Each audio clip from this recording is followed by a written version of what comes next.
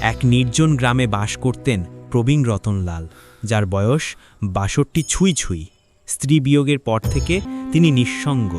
একমাত্র ছেলে অজয় বিয়ের পর স্ত্রীকে মালয়েশিয়ায় রেখে বিদেশে পাড়ি জমিয়েছে।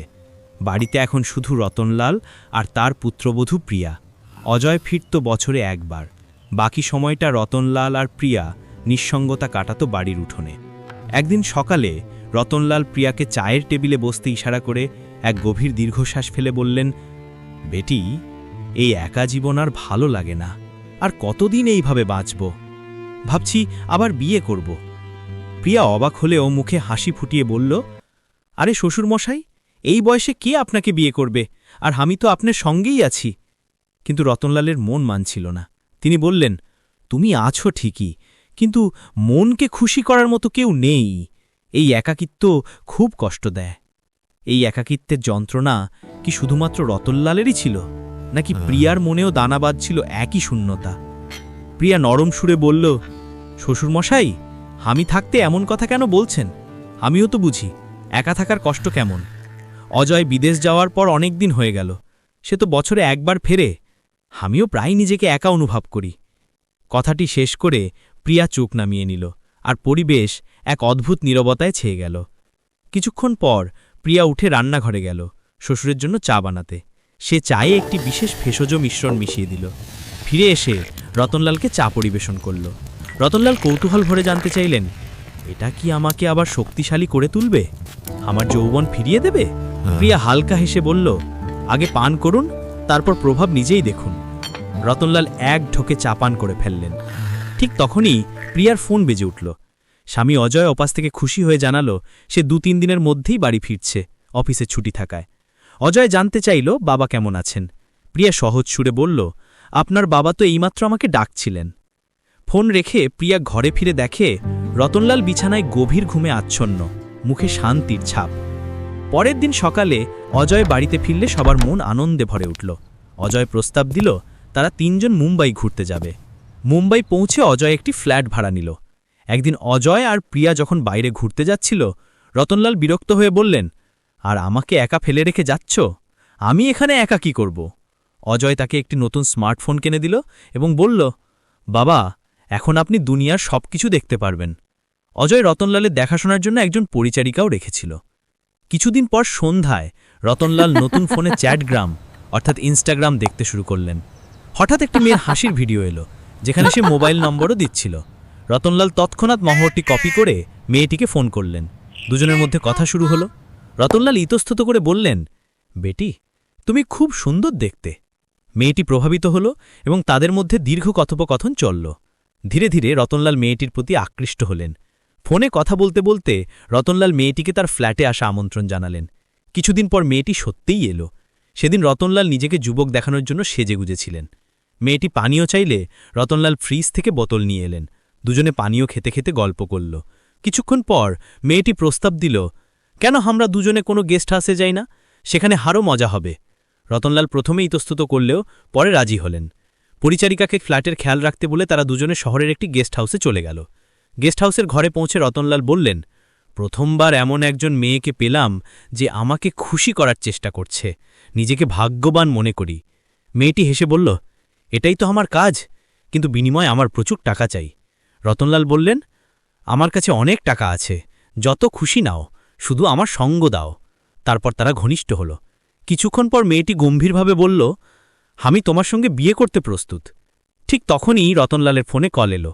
ওপাশে অজয় কঠোর কণ্ঠে বলল, এখনই বাড়ি ফিরে আসুন। রতনলাল খাবড়ে তাড়াতাড়ি ফ্ল্যাটে ফিরলেন। অজয় রেগে গিয়ে জিজ্ঞেস করল, বাবা, আপনি এই বয়সেও বিয়ের কথা বলছেন? এসব কি? রতনলাল কঠোর কণ্ঠে বললেন, আমার ইচ্ছা, এই ফ্ল্যাট আমার, এখানে আমার ইচ্ছা চলবে। অজয়কে উপেক্ষা করে তিনি আবার মেয়েটির কাছে গেলেন এবং তাকে রেজিস্ট্রি ম্যারেজ করার প্রস্তাব দিলেন।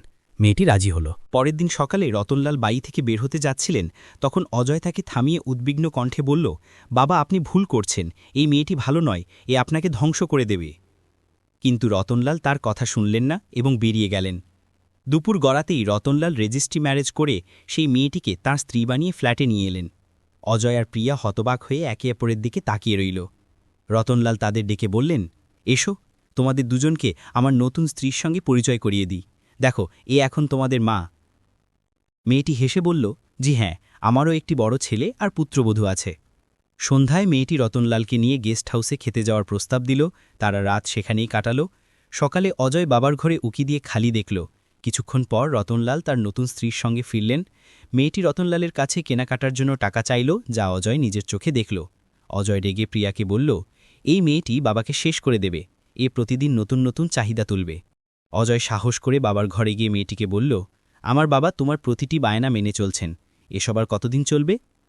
রতনলাল রেগে চিৎকার করে বললেন, অজয়, এ আমার স্ত্রী, এ তোমার মা, তুমি কি হিসাব নিতে? আমি আমার খরচ নিজের পেনশন থেকে করি, তোমাদের এখন এখানে থাকার দরকার নেই। আজ থেকে তোমরা দুজন আমার ফ্ল্যাট ছেড়ে চলে যাও, আর দুবার ফিরে এসো না। অজয়ের হৃদয় কেঁপে উঠল, কিন্তু সে দৃঢ় কণ্ঠে বলল, ঠিক আছে বাবা, আমরা এখনই চলে যাচ্ছি, কিন্তু মনে রাখবেন, এই মেয়েটি আপনার জীবন ধ্বংস করবে। আজ আপনি যে সিদ্ধান্ত নিলেন, কাল সেটার জন্যই আফসোস করবেন। অজয় আর প্রিয়া নীরবে ব্যাগপত্র নিয়ে ফ্ল্যাট থেকে বেরিয়ে গেল। তারা বিদেশ ফিরে যাওয়ার সিদ্ধান্ত নিল। প্রিয়ার চোখে জল ছিল, কিন্তু অজয় বলল, বাবা আজ সিদ্ধান্ত নিয়েছেন যে আমরা তার কাছে পর, এখন এই ফ্ল্যাট তার, আমাদের নয়। সময় কেটে গেল। রতনলাল তার নতুন স্ত্রীর সঙ্গে একা থাকতে লাগলেন। কখনো তারা বাড়িতে পানীয় খেত, কখনো গেস্ট হাউসে যেত।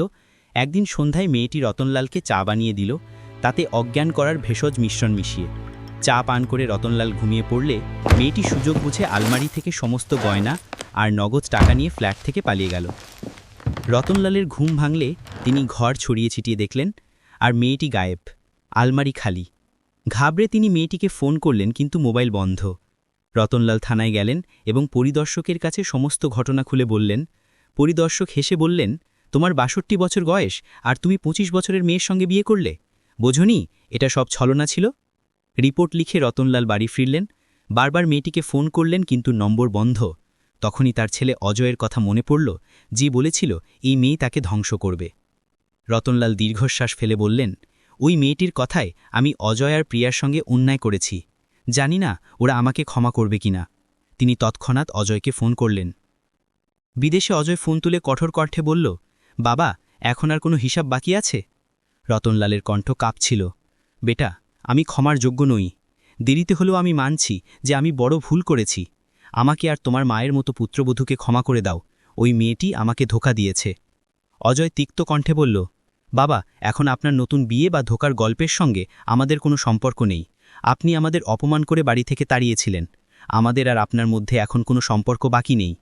এটা শুনে রতনলালের হৃদয় ভেঙে গেল, চোখ দিয়ে জল পড়তে লাগল।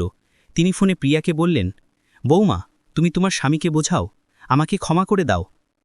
প্রিয়া ধীর কণ্ঠে বলল, বাবা, আমি অজয়কে বোঝানোর চেষ্টা করব, কিন্তু আপনি যা করেছেন তার ক্ষত খুব গভীর। রতনলাল ফোন বন্ধ করে চেয়ারে ধপ করে বসে পড়লেন। তিনি ভাবলেন, যৌবনের লোভে তিনি তার সম্মান, ছেলে, পুত্রবধূ সব হারিয়েছেন। যাকে তিনি স্ত্রী বানিয়েছিলেন সে তাকে লুট করে চলে গেছে। শেষ পর্যন্ত তিনি একা রয়ে গেলেন এবং মনে মনে ভাবতে লাগলেন, ধন দৌলত আর যৌবনের মোহ শুধুই ধোঁকা, আসল সহায় তো নিজের ছেলে, পুত্রবধূ আর পরিবার। যে নিজের সম্পর্ক ছেড়ে দেয় সে শেষ পর্যন্ত খালি হাতে আর একা থাকে।